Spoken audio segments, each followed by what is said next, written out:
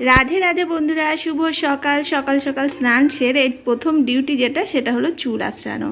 হ্যাঁ, এই চুল আঁচড়ানোটাই একটা ডিউটি বটে। সারা দিনে কখন যে একবার চুলটা আসছে, আবার রাত্রে শোয়ার সময় চুল আঁচড়াতে হয়। মাঝে মাঝে এই চুলটা বাঁধা হয়, কিন্তু আর আঁচড়ানো হয় না। এখন চুল নিয়ে হয়েছে সমস্যা। কি পরিমাণ বৃষ্টি হচ্ছে, আর চুলের তো সেইভাবে কেয়ার করা হয় না। কবে সেই কেয়ার করেছে বিয়ের আগে, বিয়ের পরের থেকে বাচ্চা কাচ্চাকে সামলাতে সামলাতে আর চুলের আর সে ট্রিটমেন্ট কিছুই হয় না। না কোনো সেই জবা ফুলের কুঁড়ি দিয়ে চুলে দেওয়া হয়, না মেথি জল দেওয়া হয়, না প্রপার শ্যাম্পু করা হয়।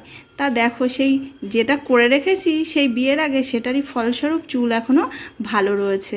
কিন্তু এখন অবস্থা হচ্ছে চুলের সে আগাগুলো একদম হালকা হয়ে গিয়েছে। তাই ভাবছি চুলটা কেটেই ফেলবো।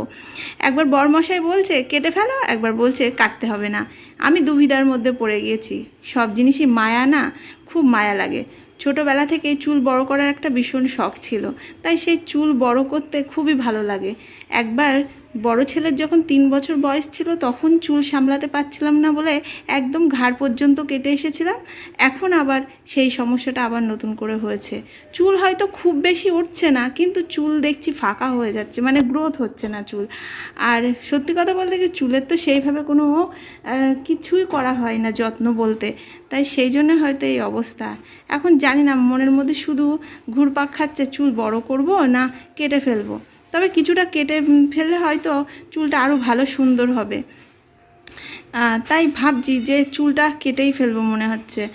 আর সত্যি কথা বলতে কি, আমরা যেমন গাছের একটু ডাল না ছাঁটলে গাছ ভালো হয় না, তেমন চুলও শুধু শুধু লম্বা করলে চুল না অত ভালো হয় না।